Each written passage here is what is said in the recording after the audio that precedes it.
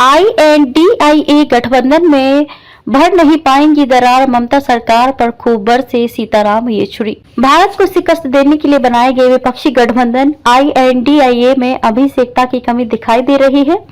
एक तरफ ये पार्टियां लोकसभा चुनाव में साथ मिलकर चुनाव लड़ने की बात करती हैं, तो दूसरी तरफ राज्यों में आपस में ही खींचतान में लगी हैं। CPI-M के महासचिव सीताराम येचुरी ने भी साफ कर दिया कि राष्ट्रीय स्तर पर वे विपक्षी दलों के साथ रहेंगे, लेकिन बात जब पश्चिम बंगाल की आएगी तो TMC के साथ उनका गठबंधन नहीं हो सकता। हावड़ा में हुई पार्टी की पश्चिम बंगाल समिति की बैठक के बाद के सीताराम येचुरी ने कहा कि आज हमारा राजनीतिक और वैचारिक प्रोजेक्ट यही है कि सेक्युलर और लोकतांत्रिक सिद्धांतों की रक्षा की जाए और बेहतर भविष्य बनाया जाए। इसके लिए सभी गैर भाजपाई पार्टियों को एकजुट होना होगा। एक पार्टी के सदस्य के सवाल पर येचुरी ने कहा कि ये बात स्पष्ट है कि TMC भाजपा का विकल्प नहीं हो सकती।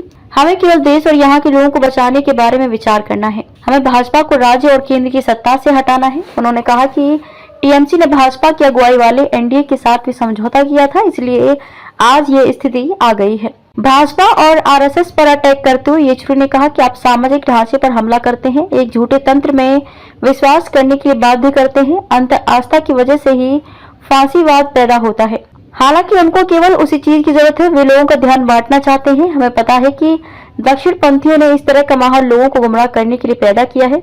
केंद्र की सरकार पर हमला बोलते हुए उन्होंने कहा कि अब हम एक लोकतंत्र में नहीं है, हम एक चुनावी तानाशाही में जी रहे हैं।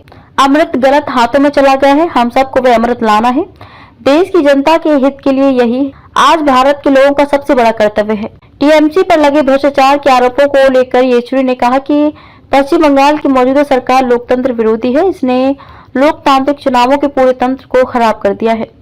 उन्होंने कहा कि केंद्र में भाजपा को हटाना जरूरी है, लेकिन राज्य में भी लोकतांत्रिक व्यवस्था बनाना जरूरी हो गया है। इसके लिए TMC विकल्प नहीं हो सकती।